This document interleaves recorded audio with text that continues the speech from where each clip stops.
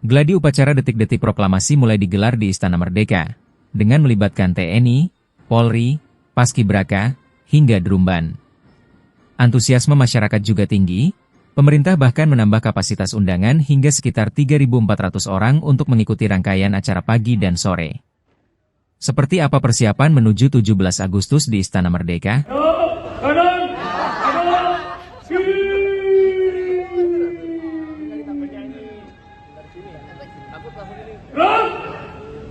Banyak musim yang lain.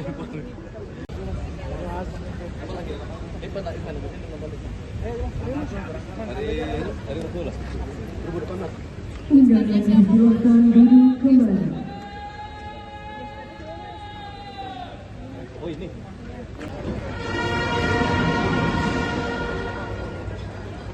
Maju!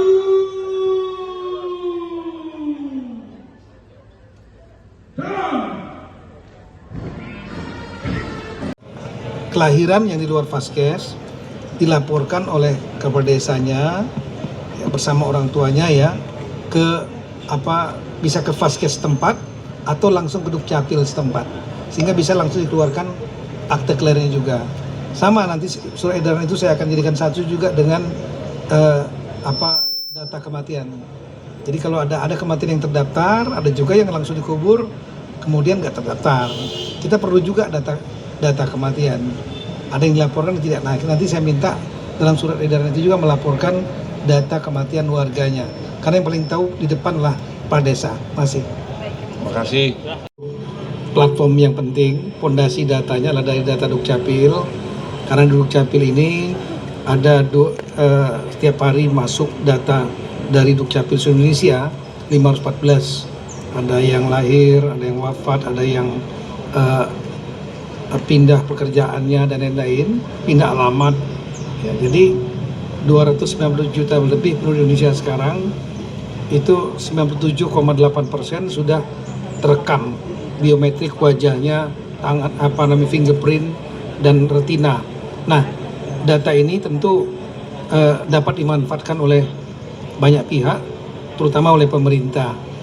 Kita sudah membuat kerjasama lebih kurang 7.000 lebih penjalin kerjasama memanfaatkan data ini, termasuk yang platform-platform online financing, perbankan dan lain semua untuk dunia komersial. Nah, khusus untuk pemerintah selain Kementerian Sosial, Bansos agar tepat sasaran, yang tadi perintah dari Bapak Presiden kepada Bapak Luhut, 243 daerah kita sedang bergerak. Nah, ini Pak Menteri Kesehatan idenya kan banyak sekali beliau.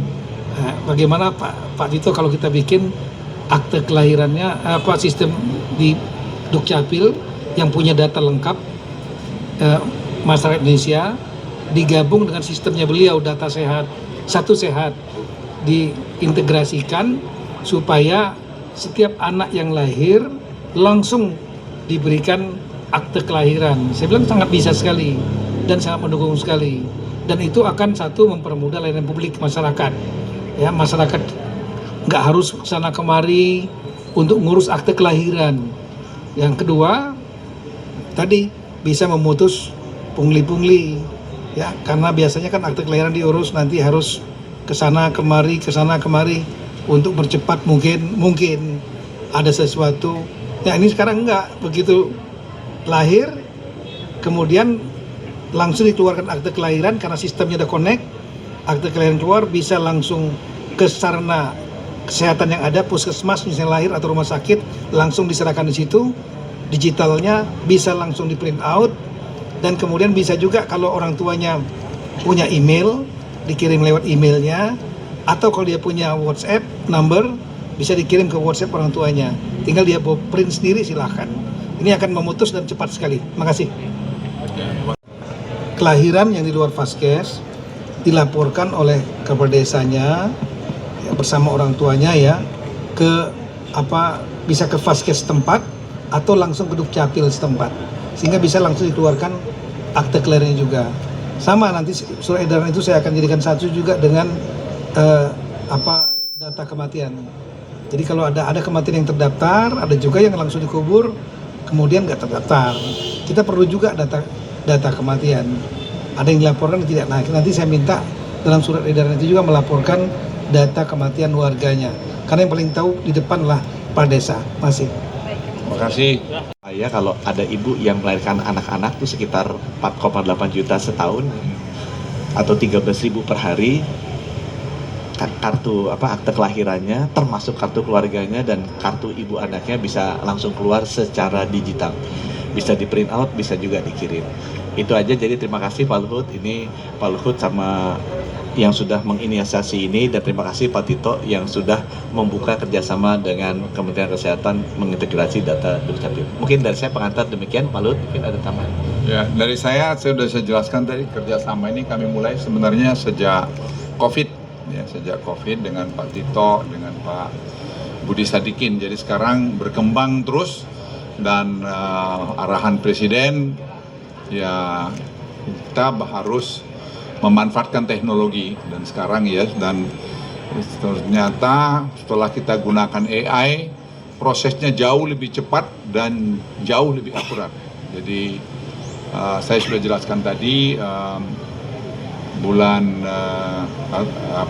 Oktober tahun ini akan di roll out oleh Presiden. Sekarang tadi Pak Tito sudah beritahu ada di 243 kabupaten sambil berjalan untuk tadi piloting. Jadi sekarang dari 514 kabupaten. Jadi saya kira semua masih sesuai target, dan saya mohon dorongan dari teman-teman media karena ini untuk kepentingan nasional kita, dan Presiden juga sudah merintahkan untuk kita gunakan digitalisasi yang disupport oleh AI. Saya kira itu aja. Pak Tito, silakan. Sementara itu, Kapolresta Banyumas mengaku telah berkoordinasi dengan Polda Metro Jaya terkait penyelidikan kematian orang dekat Febri Ardiansyah Sutrimo. Kapolresta Banyumas menyebut siap melakukan ekshumasi jika diperlukan Polda Metro Jaya. Maka kemarin kami telah berkoordinasi dengan penyidik Ditreskrim Polda Metro Jaya, dan pagi ini laporan polisi dan berikut dengan penanganannya tersebut akan kami limpahkan. Terkait dengan ekshumasi itu menjadi kewenangan penyidik Polda Metro nantinya. Itu apakah penyidik Polda Metro nanti sesuai dengan pertimbangannya memerlukan ekshumasi, itu merupakan kebutuhan penyidikan. Kalau penyidikan nantinya membutuhkan itu, maka dilakukan ekshumasi. Tapi kalau tidak, ya tidak perlu dilakukan ekshumasi. Nah, itu kita serahkan nantinya kepada penyidik dari Ditreskrim Polda Metro Jaya. Lalu seperti apa rencana ekshumasi jasad Sutrimo yang merupakan orang dekat ex-Jampitsus Febri Ardiansyah? Kita akan bergabung dengan rekan Hadisti Arifa yang ada di Polda Metro Jaya. Selamat siang Hadisti. Apa informasi terbaru terkait rencana ekshumasi Sutrimo? Ya, selamat siang Zila dan juga pemirsa. Betul sekali bahwa rencananya Polda Metro Jaya ini akan melakukan ekshumasi atau pembongkaran makam dari Sutrimo yang merupakan kepala keluarga mantan Jampitsus Febri Ardiansyah. Nah, memang untuk proses ekshumasi ini direncanakan berdasarkan permintaan dari pihak keluarga yang menilai bahwa kematian Sutrimo ini memiliki banyak kejanggalan. Namun hingga saat ini Polda Metro Jaya belum memberikan informasi kapan pastinya waktu untuk menjalankan proses ekshumasi tersebut. Nah, kemudian tentunya pihak Polda Metro Jaya ini menyebutkan sebelum dijalankannya proses ekshumasi ini terlebih dahulu akan melakukan pemeriksaan terhadap dokter dari Rumah Sakit Muhammadiyah Taman Puring yang menjadi rumah sakit pertama ditanganinya pada saat ditemukannya jenazah Sutrimo. Nah, kemudian selain itu Polda Metro Jaya akan juga memeriksa sejumlah pihak lainnya termasuk pihak keluarga, kemudian juga supir dari ambulans yang membawa Sutrimo pada saat ditemukan. Nah,